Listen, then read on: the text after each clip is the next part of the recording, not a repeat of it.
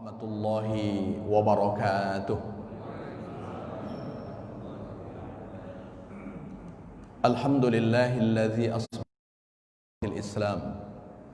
Wassalatu wassalamu ala khairil anam wa ala alihi wa ashabihil kiram.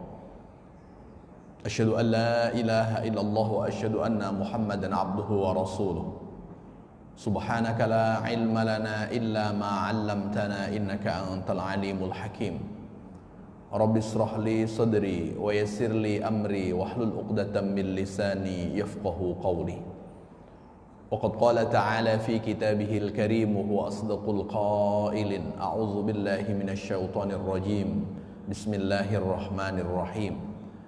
Ya ayyuhalladzina amanu taqullaha haqqa tuqatih wa la tamutunna illa wa antum muslimun. Al-ayah sadaqallahu amma ba'd. Ma'asyiral muslimin wal muslimat, para alim, para asatidz, para tokoh masyarakat, para orang tua kami, bapak-bapak, seluruh jamaah insyaallah dimuliakan oleh Allah Subhanahu wa taala. Bersyukur kita kepada Allah dengan mengucapkan kalimat alhamdulillahi rabbil alamin, karena Allah perjumpakan kita dengan bulan Zulhijjah pertama di 10 hari pertama dari bulan tersebut. 1 tahun ada 365 hari, tapi dari 365 hari ini ada 10 hari yang Allah gunakan untuk sumpah. Dalam surat Al-Fajr ayat yang kedua, walayalin ashr, demi malam-malam yang jumlahnya 10. Dan malam-malam yang jumlahnya 10 ini Rasulullah sebutkan, ma min ayyamin al-amalus salih fiha ahabbu ilallah min hadhil ayyam. Tidak ada amal baik yang dilakukan oleh seorang hamba yang lebih Allah sukai melainkan amal baik yang dilakukan di 10 hari pertama dari bulan Zulhijjah. Dan alhamdulillah pada hari ini kita sudah memasuki hari yang kedua. Semoga kita bisa menambah timbangan amal kebaikan kita sehingga nanti akan memperberat saat ditimbang oleh Allah Subhanahu wa taala. Amin ya rabbal alamin. Bersalawat kita kepada Rasulullah dengan mengucapkan kalimat Allahumma salli ala sayyidina Muhammad wa ala ali sayyidina Muhammad. Assalamu alayka ya Rasulullah. Seraya berharap semoga kita menjadi bagian dari umat Rasulullah yang kelak mendapat syafaatnya di padang mahsyar, dikumpulkan dengan beliau di dalam surganya. Amin ya rabbal alamin. Bapak Ibu, para orang tua kami yang dimuliakan oleh Allah Subhanahu wa taala, insyaallah pada pagi hari ini saya akan menyampaikan tentang yang kelima atau bab yang kelima. Bab yang kelima ini dari sahabat Rasulullah sallallahu alaihi wasallam, Utsman bin Affan radhiyallahu an. Jadi penjelasan ini, keterangan ini, kalimat baik ini dari sahabat Rasulullah Utsman. Kalau kalimatnya dari Rasulullah sallallahu alaihi wasallam itu diantara sebutannya khobar. Tapi kalau kalimat itu dari para sahabat Rasulullah sallallahu alaihi wasallam itu disebut dengan athar. Maka kita pada pagi hari ini akan menyampaikan athar yang disampaikan oleh Utsman bin Affan radhiyallahu anhu. Bagaimana bunyinya? Bunyinya kata beliau, hammud dunya zulmatun fil qalbi. Hammud dunia, tujuan keduniaan itu akan membuat gelap hati. Jadi tujuan jika hanya keduniaan saja, maka itu akan menggelapkan hati. Jika segala sesuatu yang kita lakukan orientasinya hanya dunia, maka hati kita bisa gelap. Kalaulah hati yang sudah gelap, lalu bagaimana kita bisa memandang ke depan? Kalaulah hati yang sudah tertutup, maka sulit bagi kita untuk membedakan mana yang baik dan kemudian mana yang buruk. Kalau mata yang tak bisa melihat, tapi mata hati masih bisa memandang, maka masih ada kebaikan dan bahkan banyak kebaikannya. Tapi kalau kemudian ketika matanya bisa melihat, tapi mata hatinya yang sudah kemudian tertutup, maka kemudian juga akan tertutup banyak kebaikan dari diri seseorang. Maka yang disebutkan oleh Utsman bin Affan, jika orientasinya hanya sekedar dunia, maka ini bisa menggelapkan hati. Sementara hati, Rasulullah SAW sebutkan anggota tubuh yang paling termulia. Ala inna fil jasati mudghah, kata Rasulullah, ingatlah, di dalam anggota tubuh kita ini ada segumpal darah. Iza salahat salahal jasadu kulluh, wa iza fasadat fasadal jasadu kulluh. Ketika segumpal darah itu baik, maka baik pula sisa anggota tubuh yang lainnya. Tapi ketika segumpal darah ini tak elok, maka tak elok pula seluruh anggota tubuh yang lainnya. Ala wahyal qalb, ingatlah, ketahuilah, segumpal darah itu yang dimaksud adalah hati. Maka kalau hati yang bisa mengantarkan orang menjadi paling termulia, Rasulullah SAW secara sederhana mengatakan, innallaha la yanzuru ila ajsamikum wala ila suwarikum walakinnallaha yanzuru ila qulubikum. Yang Allah lihat bukan bagaimana tampilan fisik kita, yang Allah tengok bukan apa yang menempel di badan kita, tapi yang Allah lihat hati. Kalau hati, tak ada orang yang mengetahui kecuali pemilik hati dan Allah Subhanahu wa taala yang menciptakannya. Maka kalau kemudian kita tidak bisa mengetahui hati seseorang, maka bagaimana hati itu supaya tidak gelap? Bagaimana supaya hati itu punya mata hati sehingga bisa membedakan mana yang baik dan kemudian mana yang buruk? Jangan jadikan dunia sebagai tujuan hidup. Kalau dunia kita jadikan tujuan hidup, dunia akan berakhir. Maka jadikanlah tujuan hidup itu sesuatu yang abadi, sesuatu yang kekal, bukan sesuatu yang sesaat, bukan sesuatu yang berlalu, bukan sesuatu yang hanya sekedar menjadi cerita. Tapi bagaimana tujuan kita tak lain dan tak bukan adalah kampung abadi, yaitu akhirat. Maka dunia itu bisa menggelapkan hati. Kalau kemudian kita ingin lebih jauh bahwa dunia ini bisa menggelapkan hati, satu di antara nasihat Rasulullah SAW kepada kita dari Abi Sa'id Al-Khudri radhiyallahu an, inna dunya hulwah, dunia itu manis. Hadra, dunia itu hijau. Kalau kita memandang sesuatu yang hijau, maka kemudian akan meneduhkan mata. Maka wajar satu di antara pernyataan syair, salah satun yuzhibna an qalbil hazan. Ada tiga hal yang bisa membuat hati yang gundah gulana sirna, gundah gulana hilang. Di antara hal yang bisa membuat hati gundah gulana itu hilang, al-hadra, saat kita melihat sesuatu yang hijau. Maka di antara yang sering disebutkan oleh orang-orang yang hidup di tempat yang gersang, padang pasir, saat datang ke Indonesia, satu di antara penyebutannya, wallah al-jannah, Indonesia ini demi Allah surga katanya. Kenapa? Karena surga itu hijau. Maka segala sesuatu yang berwarna hijau ketika dilihat oleh mata enak memandangnya. Maka kalau kita lihat Masjid Al-Falah ini karpetnya kan berwarna hijau, enak dilihat oleh mata. Ketika kita melihat taman, banyak kemudian tumbuh-tumbuhan berwarna hijau, lalu kemudian dihiasi warna-warna yang lainnya, tapi warna dominannya hijau, itu menyejukkan mata. Begitu juga dunia ini, mohon maaf Bapak Ibu yang dimuliakan oleh Allah Subhanahu wa taala, hijaunya bisa menipu sehingga menggelapkan hati. Manisnya kadang membuat orang mati dan tenggelam dalam manis tersebut. Bapak Ibu kalau kemudian membuat air gula, setelah kemudian kita aduk dan kemudian menjadi air, kira-kira semut yang mana yang tak tergoda oleh gula? Maka akan didatangi oleh semut gula yang kemudian sudah kita persiapkan. Saat semut mendatangi gula dan kemudian dia mencicipi manisnya, dia tak puas dengan manis sedikit. Dia ingin berenang dalam lautan gula. Tapi apa yang terjadi? Justru semut itu mati di dalamnya.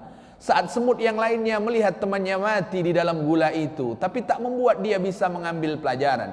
Dia mengikuti, dia hanya menikmati rasa manisnya saja, sehingga kemudian akan mati semut yang kedua, yang ketiga, dan kemudian seterusnya.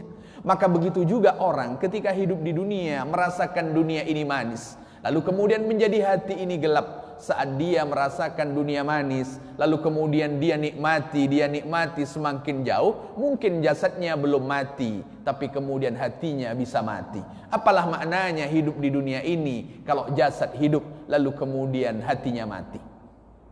Maka di antara yang membuat hati itu hidup, bagaimana supaya dunia tidak menjadi tujuan hidup, tapi bagaimana kita menghiasi hati dengan zikir kepada Allah Subhanahu wa taala. Maka sampai kemudian dijelaskan, antara air dengan ikan itu ibarat antara hati dengan zikir. Bagaimana mungkin ikan bisa hidup tanpa kemudian ada air? Jadi ikan itu tidak akan hidup tanpa air. Begitu juga sebaliknya, hati itu tidak akan hidup kalau kemudian tidak disertai dengan zikir kepada Allah Subhanahu wa taala. Jika yang kita ingat dunia, maka tak akan pernah ada habisnya. Tapi kemudian jika mengingat Allah Subhanahu wa taala, Allah lah yang akan mengingat kita dengan memberikan rahmat, dengan memberikan petunjuk kepada kita. Maka oleh karena itu, Bapak Ibu yang dimuliakan oleh Allah Subhanahu wa taala, dunia itu manis. Ketika kita lupa dengan manisnya, bisa saja kita akan mati di dalamnya. Maka oleh karena itu, di antara penyakit yang banyak ditakutkan oleh orang adalah penyakit gula.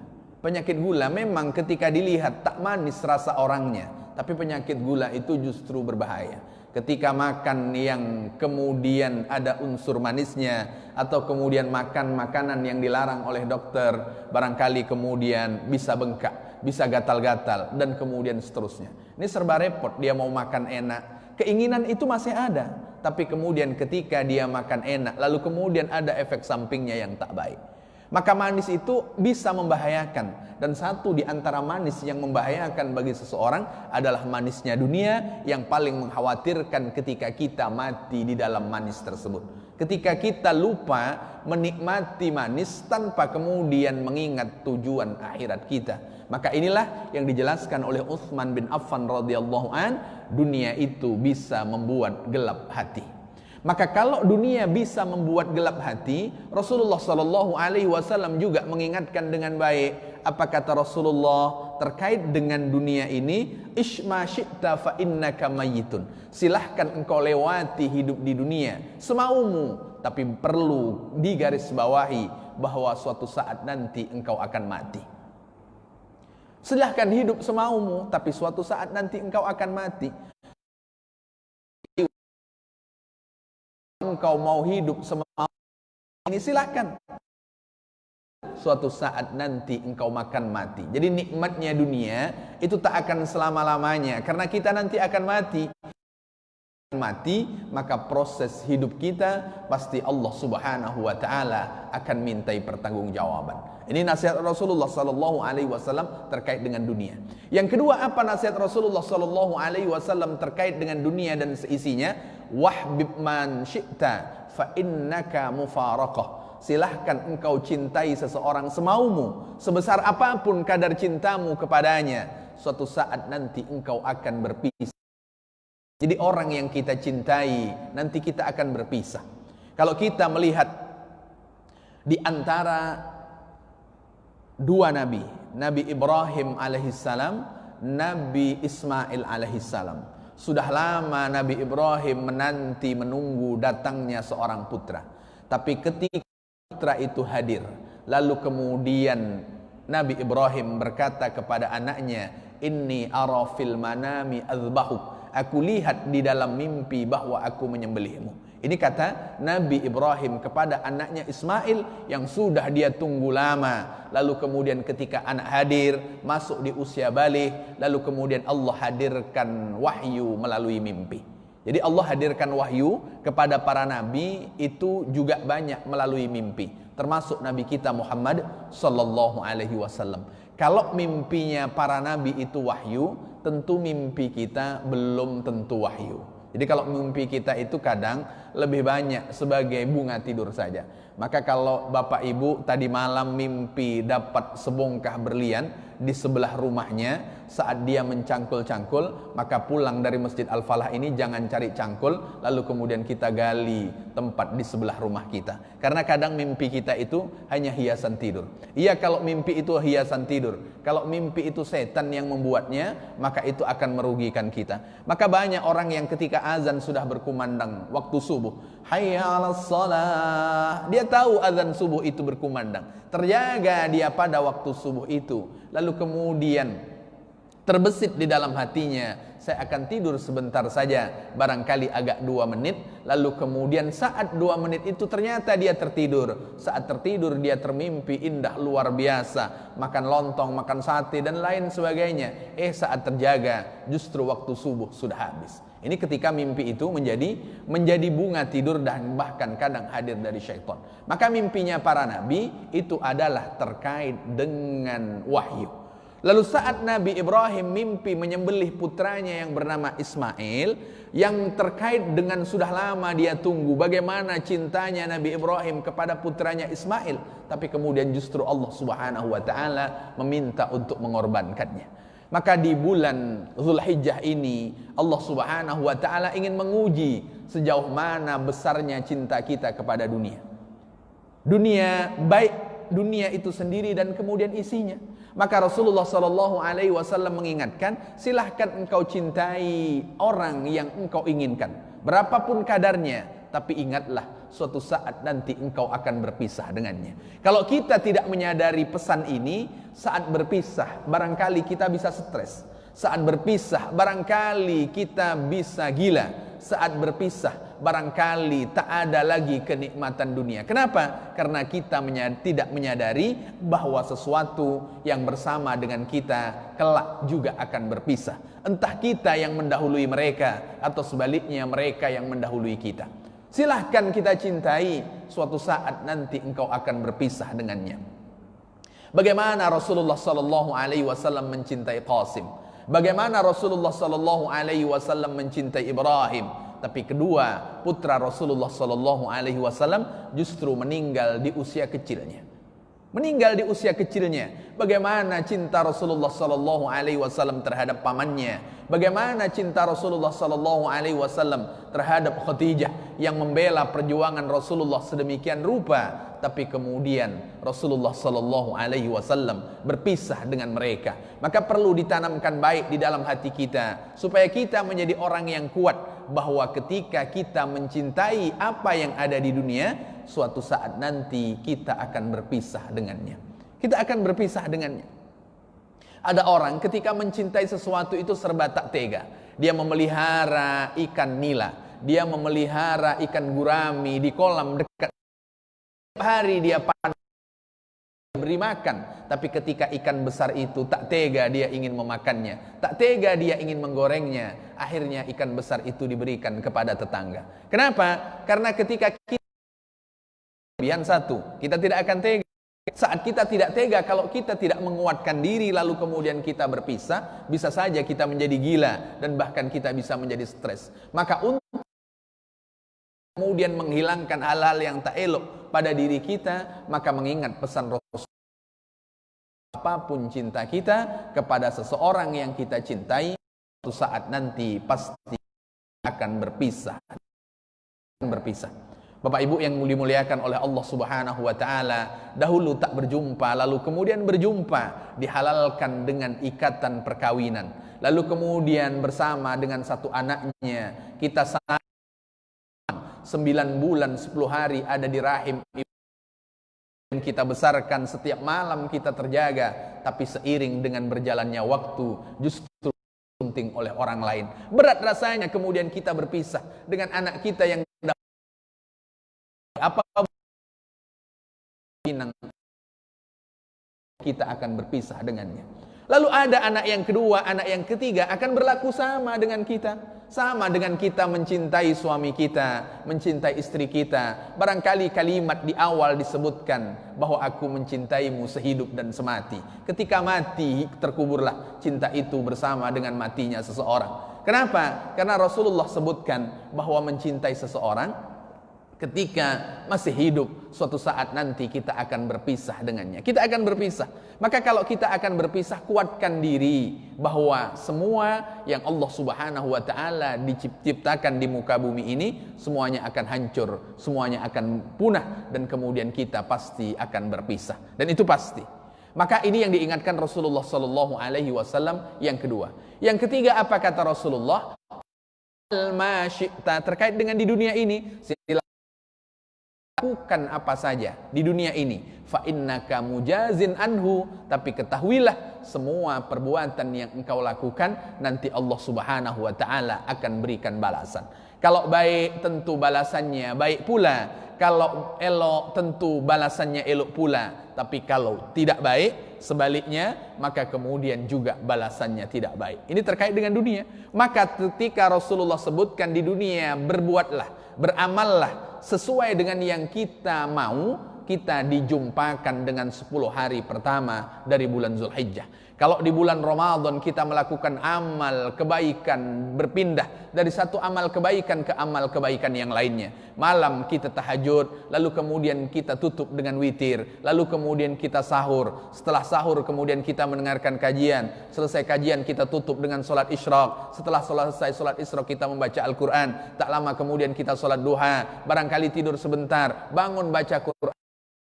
Lakukanlah hal yang 10 hari pertama dari bulan Zulhijjah. Kenapa di 10 hari pertama dari bulan Zulhijjah, di mana amal baik lebih Allah cintai dibanding hari-hari lain selain 10 hari pertama dari bulan Zulhijjah. Setiap malam kita tahajud, berbeda dengan tahajud kita 10 hari pertama dari bulan Zulhijjah. Setiap hari kita bersedekah, beda nilainya dengan 10 hari pertama dari bulan Zulhijjah. Maka kalau ini baru hari yang kedua, berarti kita masih ada tersisa 8 hari lagi.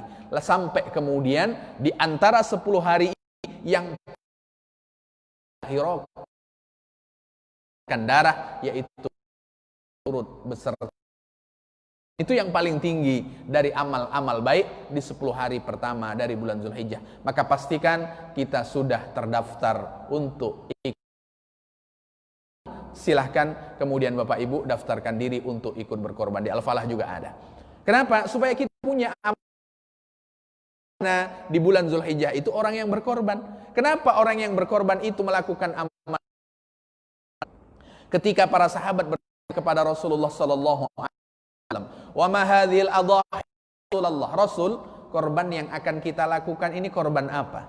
Biasa kalau sesuatu yang baru yang tak pernah dilakukan, sering bertanya. Begitu juga kita, ketika sesuatu itu baru, anak kita akan sering bertanya. Begitu juga ditanya oleh para sahabat. Kata Rasulullah, sunnatu abikum Ibrahim, bahwa korban yang akan kita lakukan ini sunnah yang telah dirintis oleh Nabi Ibrahim. Wa malana, kalau itu apa manfaatnya untuk kami, kata para sahabat. Lalu kemudian Rasulullah menjawab, likulli sya'ratin minha hasanah, setiap helai bulu dari binatang yang kita akan dicatat satu kebaikan. Bapak Ibu yang hadir, ada yang pernah menghitung bulu domba? Boleh tunjuk tangan ini? Nah, nanti kita rekomendasikan untuk menghitung bulu domba di setiap masjid-masjid yang ada korban ini. Kita tak menghitungnya. Bulu domba tak sanggup menghitungnya, apalagi sapi, apalagi kerbau, apalagi onta. Kita tak pernah menghitungnya. Tapi ini menunjukkan bahwa kebaikan banyak yang dilakukan serta berkorban. Kan itu tak mampu kita menghitungnya secara kasat mata.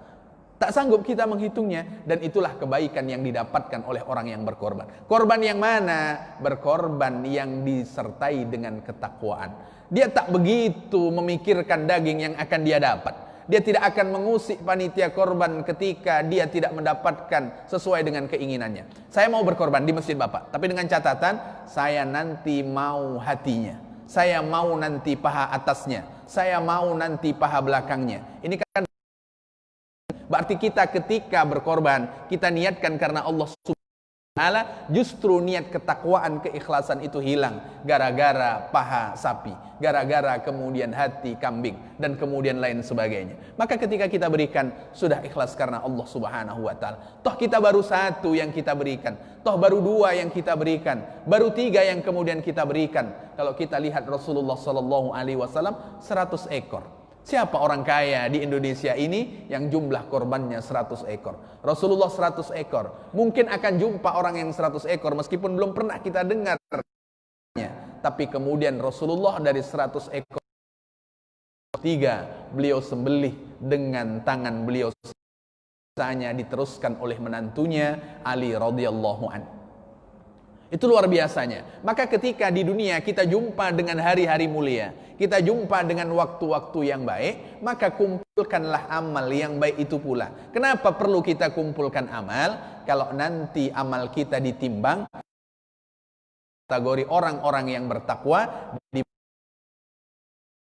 dibanding amal buruknya. Kalau amal baiknya lebih berat dibanding amal buruknya, fahuwa fi 'isyatir radiyah, maka dia akan berada dalam kehidupan yang Allah ridhoi, dan kehidupan yang Allah ridhoi itu tak lain dan tak bukan adalah surga Allah Subhanahu wa Ta'ala. Maka oleh karena itu yang dipesankan oleh Rasulullah Sallallahu Alaihi Wasallam, supaya apa? Supaya kita tidak buta dengan dunia, supaya hati kita tidak menjadi hati yang gelap dengan dunia.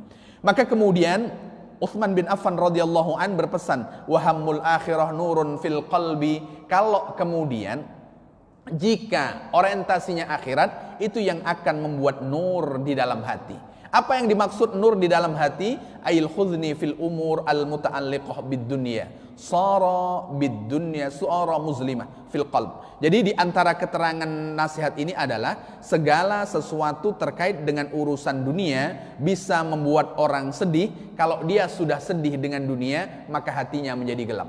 Segala sesuatu dengan urusan dunia yang disedihkan berkepanjangan itu bisa membuat hati gelap. Kalaulah sudah hati gelap, maka tak ada nasihat yang paling terbaik dalam diri seseorang. Jadi kita kalau sudah menyedihkan dunia, itu pasti hati menjadi gelap. Kenapa? Karena yang kita pikirkan dunia itu saja. Contoh sederhana Bapak Ibu, kita baru beli mobil baru. Lalu saat kita beli mobil baru itu tergores. Kira-kira saat kita mencuci mobil itu dan melihat goresan itu, kira-kira kita terduduk atau termenung? Atau kemudian gembira Bapak Ibu? Coba kita cari orang yang mobilnya tergores, lalu kalimat yang keluar dari lisannya pertama kali, Alhamdulillah mobilku masih tergores. Kira-kira itu kalimat yang keluar atau kemudian marah-marah Bapak Ibu? Apalagi sore pulang kerja mobil tergores, lalu kemudian keluar. Kalau lihat tempat-tempat yang macet itu biasanya, selain di lampu merah, itu biasanya penyebabnya itu diantaranya, entah mobil tergores, entah mobil tersenggol. Jadi kalau sudah mobil tersenggol, ini bisa terduduk ini. Baru saja beli lalu kemudian dibawa keluar tersenggol. Dia mengaku bukan salahnya. Barangkali ada orang lain yang kemudian menyenggolnya. Kita bisa terduduk. Dan ketika ini kita pikirkan berkepanjangan saat terjadi. Lalu kemudian malam hari saat kita tidur, kita pandangi langit-langit rumah kita. Terpikir itu lagi. Saat bangun tidur, terpikir itu lagi. Maka itu bisa membuat hati kita itu gelap. Jadi kalau sudah urusan dunia, kita ikuti terus, itu akan membuat hati gelap. Sara muzliman. Jadi kita sedih urusan dunia, itu pasti akan membuat hati menjadi gelap. Maka janganlah sampai sedih terkait dengan urusan dunia. Kalau sudah hati gelap, lalu apa yang akan memberikan nasihat? Karena ketika kita bimbang, ketika kita ragu, apa pesan Rasulullah? Istafti nafsak. Mintalah nasihat kepada hatimu. Karena hati kecil kita itu ketika ditanya, dia tidak akan pernah dusta. Tak akan pernah dusta. Contoh sederhana Bapak Ibu, kita berjalan, lalu kita jumpa uang 100.000. Kira-kira uang 100.000 itu akan kita apakan Bapak Ibu?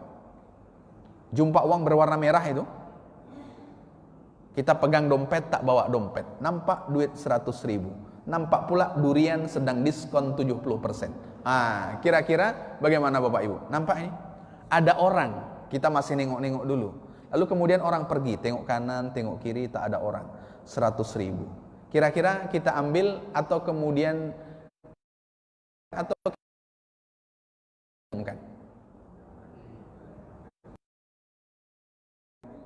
diambil dan kemudian diumumkan seharusnya.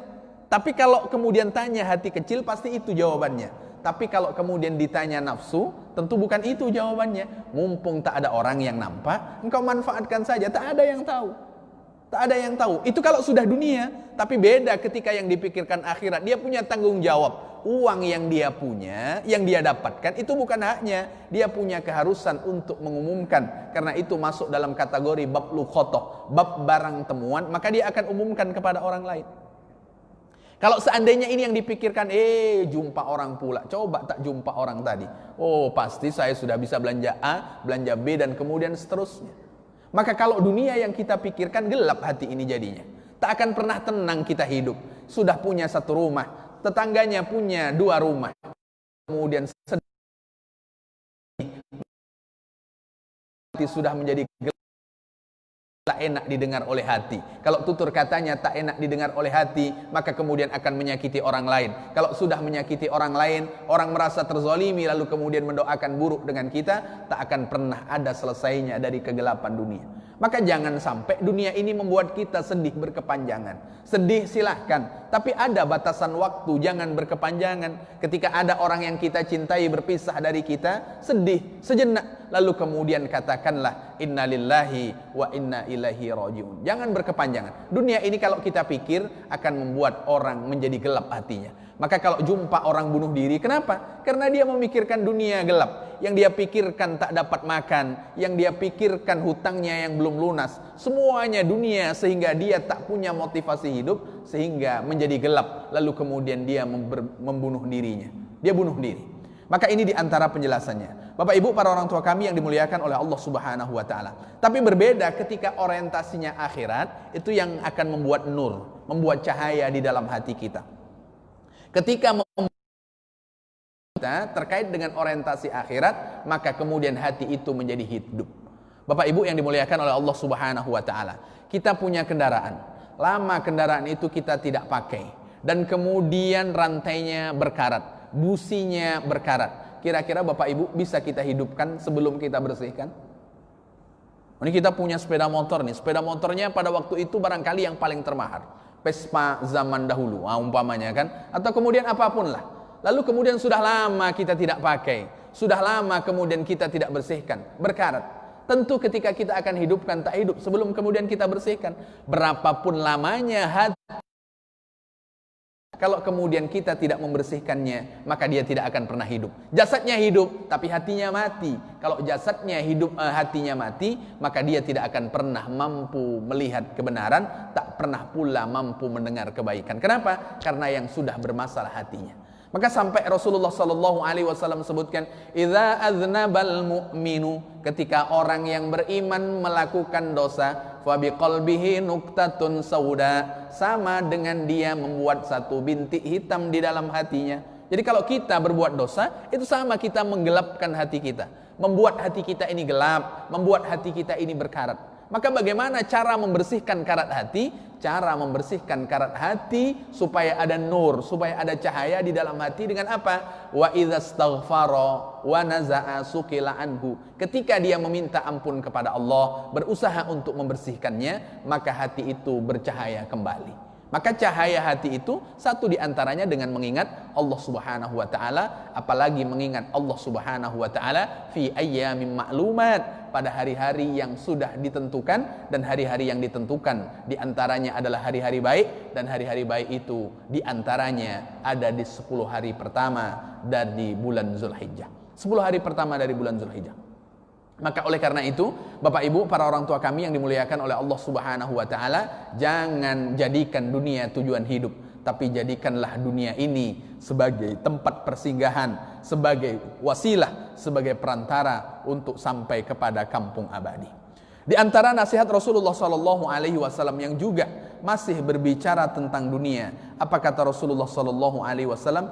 Kun fid dunya ka'annaka gharib. Hendaklah engkau hidup di dunia ini seperti orang yang merantau, seperti aw'abiri sabilin, atau seperti orang yang menyeberang jalan. Maka ada satu doa yang diajarkan Rasulullah SAW, ini luar biasa. Di antara doa yang barangkali sering didengar oleh kita, Allahumma la taj'alid dunya akbar hammina. Ya Allah, jangan jadikan dunia tujuan terbesar di dalam hidup kami. Jangan jadikan dunia itu tujuan terbesar dalam hidup kita. Kalau dunia itu tujuan terbesar dalam hidup kita, maka akhirat tak punya sisanya. Akhirat tak punya sisanya. Maka sampai Rasulullah mengajarkan doa ini, ya Allah, jangan jadikan dunia tujuan terbesar di dalam hidup kami. Kalau sudah dunia menjadi tujuan terbesar, lalu kemudian berapa persentase untuk akhirat? Doa kita, Bapak Ibu yang dimuliakan oleh Allah Subhanahu wa taala, dan doa ini dikenal dengan doa sapu jagat, dan diantara doa yang paling banyak disebutkan oleh Rasulullah ketika berdoa kepada Allah Subhanahu wa taala, dan doa itu termaktub di dalam Al-Qur'an, Rabbana atina fid dunya hasanah wa fil akhirati hasanah.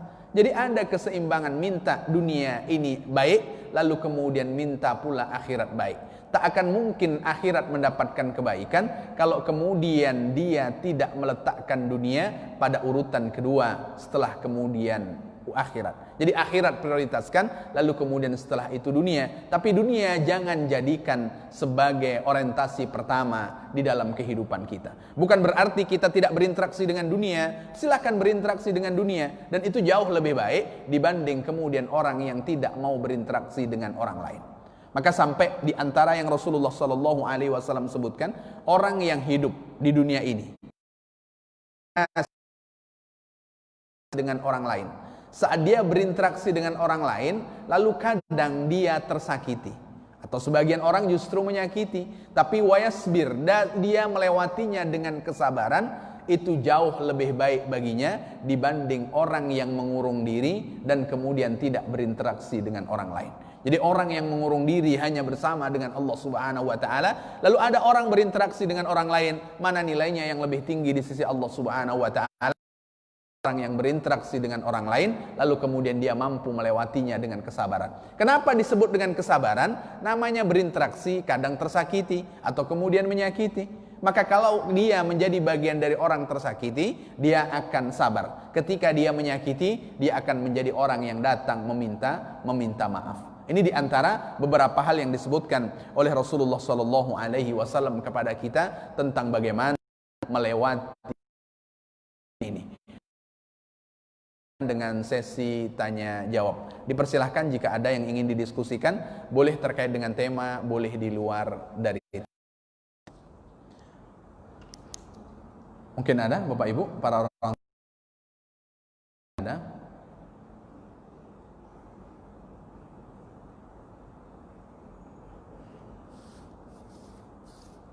Silahkan. Waalaikumsalam warahmatullahi wabarakatuh. Bagaimana sikap ketika imam itu ketika tahiyat awal itu karena sakit dia berbeda dengan cara. Apakah dalam cara imam tahiyat awal itu, atau kita tetap yang senang? Jadi kalau saya bertemu ketika imam itu ada sakit, dia gigit dulu, tidak ada berbang.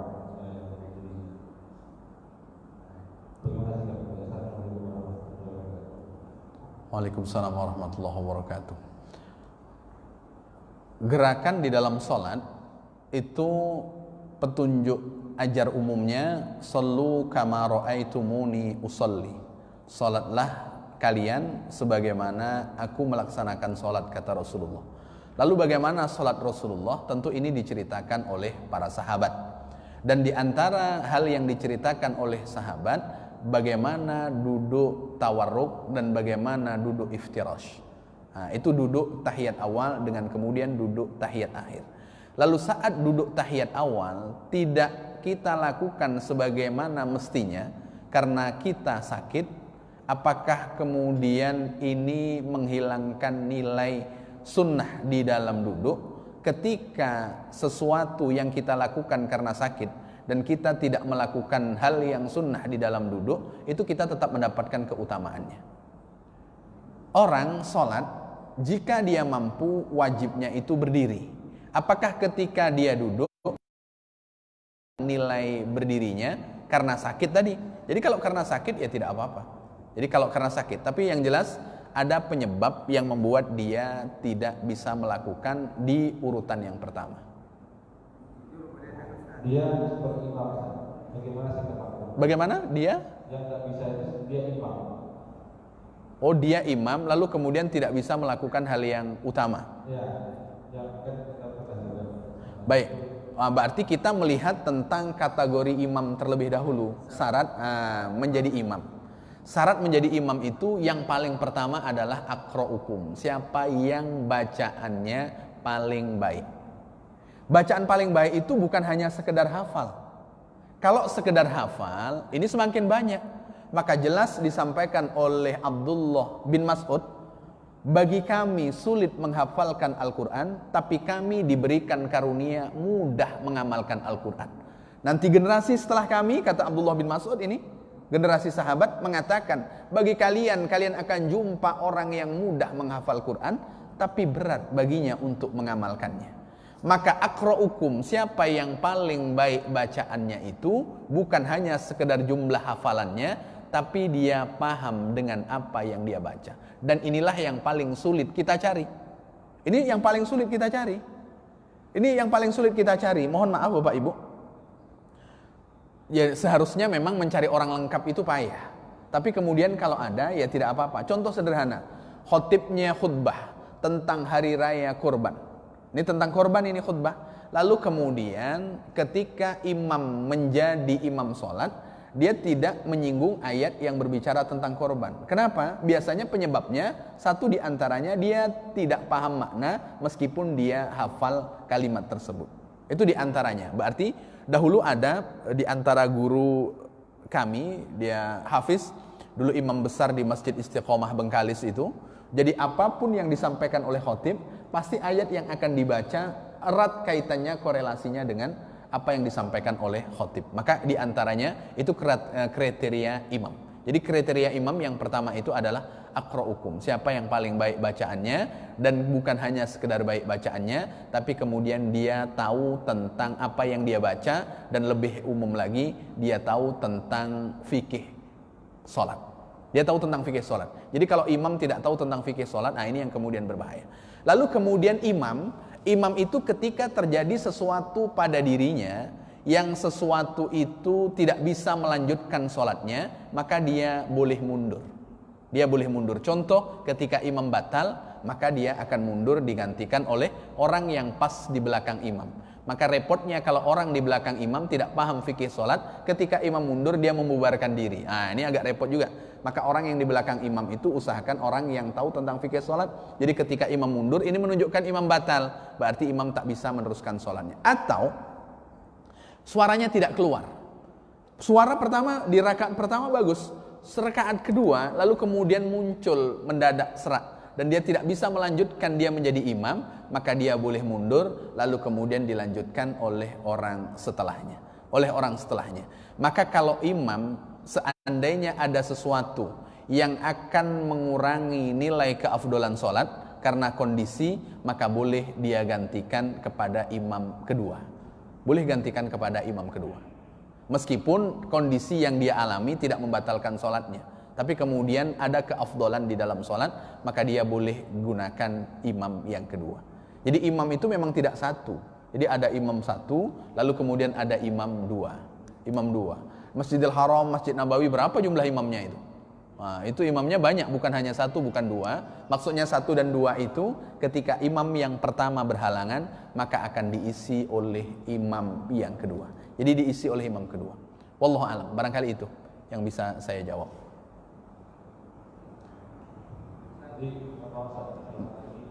Baik, silakan. Gerakan imam itu kan ketika karena satu-satunya kemudian apakah kita seperti itu juga? Kita tidak seperti imam, kita mengikuti yang pertama, yang bukan gerakan imam yang ketika imam dalam keadaan sakit. Jadi kita tidak mengikuti gerakan imam, kita tetap mengikuti gerakan kita. Allah alam, barangkali itu. Silakan, Pak. Waalaikumsalam warahmatullahi wabarakatuh.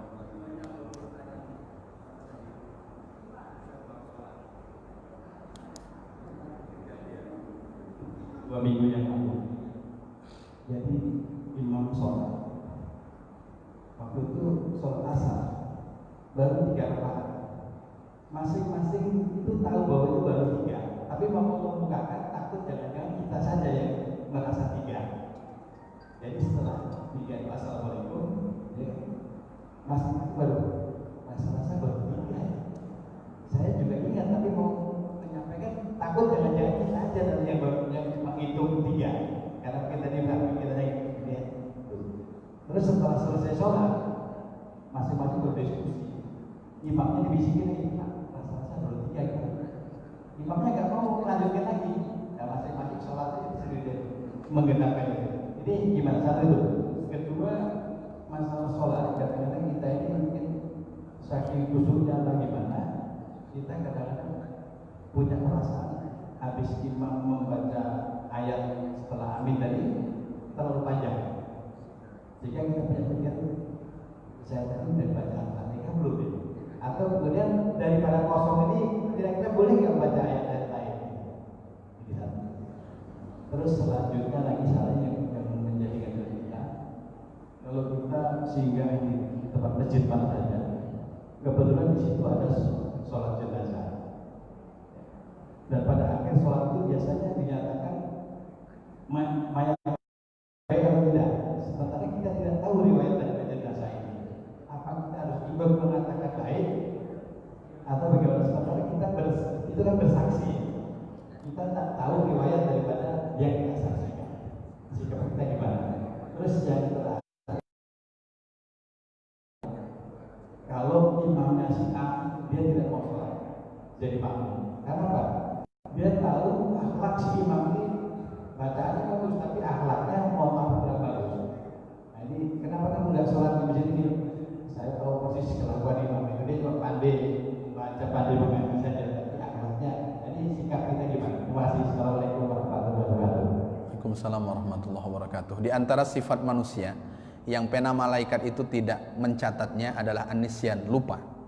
Rasulullah pernah sholat zuhur 2 rakaat salam. 2 rakaat loh, 2 rakaat Rasulullah sholat zuhur, lalu beliau salam. Saat salam, para sahabat menyampaikan, Rasulullah, apakah engkau mengqashar sholat atau engkau lupa? Ini pertanyaan. Lalu kemudian apakah aku sholat baru 2 rakaat? Iya, kata sahabat. Lalu kemudian Rasulullah menambah 2 rakaat lagi. Berarti masalahnya di ilmu. Jadi kalau kemudian ketika kita salam, lalu kemudian imam meragukan, betul saya baru 3 rakaat, betul kata makmum. Cuman kami tadi tak berani mengingatkannya, berarti imam tinggal menambah 1 rakaat. Kalau kita tidak menambah 1 rakaat, itu setan ketawa. Kenapa? Karena kita berhasil digodanya di dalam sholat. Maka di antara yang membuat setan itu menangis, kapan? Ketika orang sholat lupa, saat lupa dia tambah, karena ada yang mengingatkan, atau selesai salam ada mengingatkan, lalu kemudian dia menambahnya. Setelah menambahnya itu kemudian ditutup dengan sujud sahwi. Nah, ketika sujud, setan itu menangis. Setan itu menangis. Kenapa? Aku berharap hamba umat Nabi Muhammad ini masuk ke dalam neraka, lalu kemudian justru dia malah melakukan sujud. Nah, itu diantaranya. Jadi itu diantara caranya. Jadi caranya yang pertama, memang harus ada sama-sama ilmu. Imamnya punya ilmu, makmumnya punya ilmu. Ilmu makmum apa? Kalau kemudian yang dia yakini imam bermasalah, kita subhanallah gitu kan. Kalau subhanallah, imam nanti akan ingat tentang lupanya. Oh, saya ternyata baru 3, maka dia akan menambahnya. Kalau seandainya imam belum menambah dan kita khawatir, lalu selesai salam, Pak Imam baru 3. Iya, kami baru 3. Iya, maka dia akan menambah 1, lalu kemudian ditutup dengan sujud sahwi. Itu ilmunya yang pertama. Kemudian yang kedua, ketika imam membaca surat panjang sehingga kita terlupa, sehingga kita ragu-ragu, tadi sudah membaca Fatihah atau belum ya? Membaca Fatihah atau belum? Kita ambil yang aghlabiyah, yang umum. Yang umum itu ketika imam selesai membaca Fatihah, maka kemudian kita mengucapkan amin. Setelah amin kita sambung dengan membaca Al-Fatihah. Berarti secara umum aghlabiyah, ghalabatul dhonnya, yang kita prasangkakan yang umum itu berarti kita sudah membaca Fatihah. Kita sudah membaca Fatihah. Lalu imam suratnya masih panjang, saya ngapa Pak Ustaz? Imam panjang. Kita ikuti bacaan imam. Kalau kita tak bisa mengikutinya di dalam hati, kita dengarkan baik-baik kira-kira apa makna dari ayat yang dibaca oleh imam. Nah, itu dia. Jadi apa ayat yang dibaca oleh imam? Karena ini sholat wajib, maka kita tidak buka Al-Quran. Kalau sholat sunnah kita boleh membuka Al-Quran. Tapi karena sholat wajib, ya yang nyangkut-nyangkut lah. Kalau ketemu Allah, oh berarti artinya Allah. Kalau ketemu lafaz ghafur, berarti Allah maha pengampun. Kalau tak tahu artinya, ya sudah. Kita berusaha untuk kemudian menangkap ayat yang dibaca oleh imam. Itu diantaranya.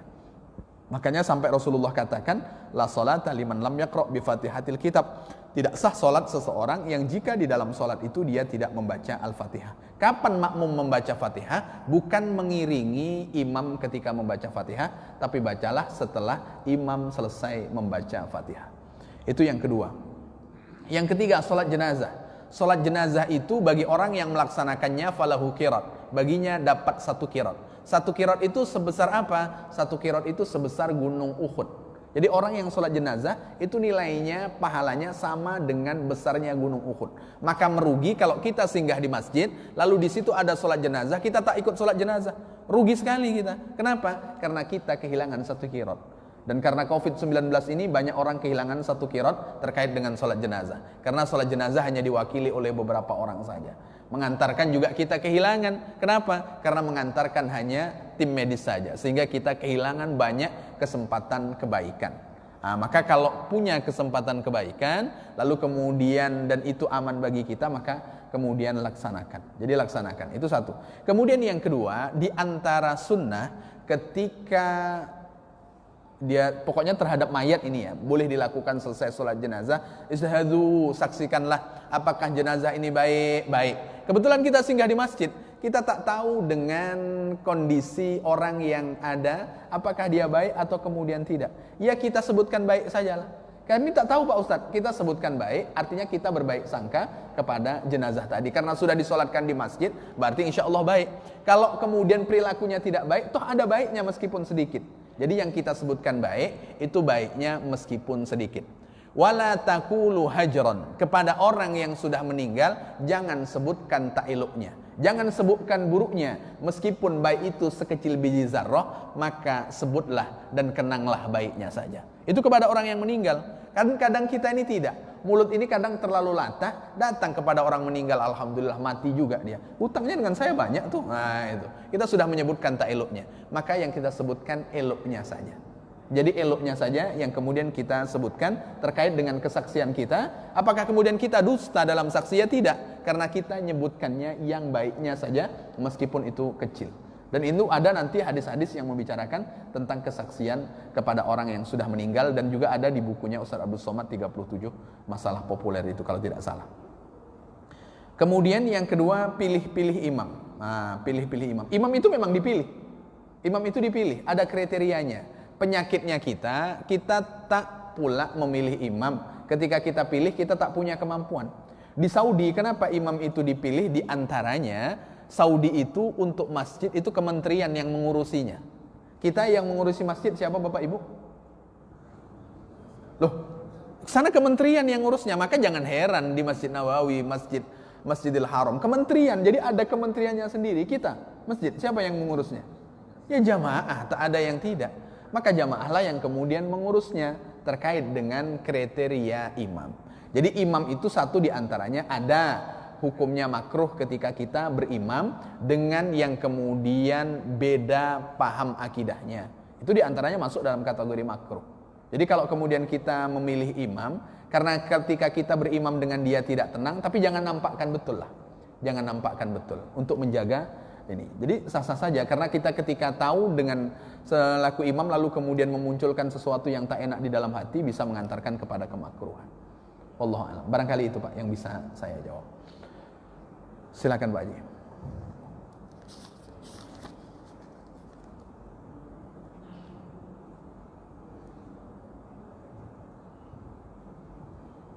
Assalamualaikum warahmatullahi wabarakatuh. Waalaikumsalam.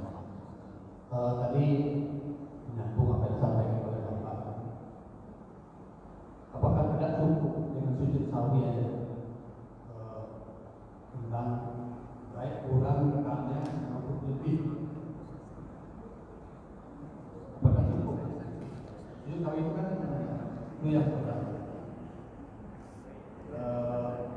Yang Rasulullah pernah juga sebenarnya dan dalam mengubah orang. Jadi apakah ada kita kurang oh ya kurang ya panggilan ini sudah diketahui ini tidak apa tidak diketahui ya kemudian yang kedua tentang pernyataan kalimat-kalimat dari sahabat. Kalau Rasulullah hadis itu kan kalau berbuat kan semua itu kan wahyu juga yang disampaikan wahyu. Bagaimana dengan pernyataan tentang kalimat sahabat ini? Apakah boleh juga dipilih-pilih juga seperti ini? Mungkin tidak betul ini bukan asal ini sah di kalimat pernyataan Wahdil Kabir kalau 1015 ya. Terima kasih. Baik. Pertama terkait dengan sujud sahwi. Apakah cukup dengan sujud sahwi saja tanpa menambah? Kalau kurang itu menambah. Kalau berlebih itu tak perlu dikurangi, cukup dengan sujud sahwi saja. Jadi kalau kurang itu menambah, tutup dengan sujud sahwi. Kalau berlebih itu tak perlu ditambah karena berlebihnya itu lebihannya dihitung sebagai sedekah. Kalau kemudian kita sudah menutupnya dengan sujud sahwi. Kalau berlebihnya, lalu kemudian tutup dengan sujud sahwi. Kalau kurang itu memang ditambah. Jadi anjurannya kurang itu ditambah. Wallahu alam, nanti kalau umpamanya ada keterangan terkait dengan hadis Rasulullah kurang, lalu kemudian cukup dengan sujud sahwi saja tanpa kemudian menambah. Tapi seingat saya yang kurang itu memang ditambah. Barangkali nanti saya akan carikan juga di pertemuan yang akan datang. Kemudian yang kedua, kalau yang sampai kepada Rasul itu wahyu, maka hadis itu ma'usnida ila nabi min qaulin aw fi'lin aw taqririn aw wasfin khalqin aw khuluqin. Jadi hadis itu adalah segala sesuatu yang disandarkan kepada Rasulullah, baik itu perbuatannya, sabdanya, ketetapannya, atau sifat terkait dengan akhlak atau kemudian fisik. Jadi ketika kita mengikutinya, kita niatkan untuk ikut Rasulullah, berarti kita telah menjadi bagian dari orang yang menghidupkan sunnahnya. Lalu bagaimana dengan sahabat? Sahabat ini diantara orang yang kemudian Rasulullah SAW sebutkan untuk mengikutiku, lalu kemudian mengikuti khulafa'ir rasyidin min ba'di, pengganti setelahku. Pengganti setelahku itu siapa? Adalah para sahabat-sahabat Rasulullah SAW. Maka pernyataan-pernyataan sahabat nilainya pasti baik jika sandarannya kepada sahabat itu betul. Tapi kalau sandarannya kepada sahabat itu tidak betul, nah itu barangkali artinya kita kait-kaitkan kepada sahabat, sebetulnya sahabat tidak melakukannya itu, tidak melakukan itu. Nah, biasanya tidak betulnya di situ. Sama dengan segala sesuatu disandarkan kepada Nabi, padahal Nabi tidak mau memberikan. Bagi petani terong, dia akan mengatakan al-bazinjanu dawaun likulli da. Terong obat segala penyakit. Ini disandarkan kepada Rasulullah, padahal Rasulullah tidak pernah menyatakan ini. Nah, biasanya penyebabnya itu. Jadi kalau seandainya sandarannya kepada sahabat itu betul, satu di antaranya hasibu anfusakum qabla an tuhasabu, lalu kemudian i'mal li dunyaka ka'annaka ta'isu abada, berbuatlah untuk duniamu seakan-akan engkau hidup selama-lamanya. Jika sandarannya kepada sahabat itu betul, berarti baik. Yang tidak baik itu ketika sandarannya kepada sahabat itu tidak betul. Artinya bermasalah dalam periwayatan. Makanya yang disandarkan kepada sahabat itu sebutannya athar, dan athar itu baik. Yang tidak baik itu bermasalah pada hal-hal yang coba-coba disandarkan, padahal itu tidak dilakukan tidak disebutkan oleh sahabat. Allah alam. Barangkali itu Pak Haji yang bisa saya jawab. Barangkali demikian Bapak Ibu, para orang tua kami yang bisa saya sampaikan pada kesempatan pagi hari ini. Tutur kata yang tak berkenan, saya mohon maaf yang sebesar-besarnya. Semoga kita bisa mengisi 10 hari terakhir ini dengan kebaikan, 10 hari pertama dari bulan Zulhijjah ini dengan kebaikan-kebaikan. Kita tutup dengan doa kafaratul majlis. Subhanakallahumma wa bihamdika asyhadu an la ilaha illa anta astaghfiruka wa atubu ilaik. Assalamualaikum warahmatullahi wabarakatuh.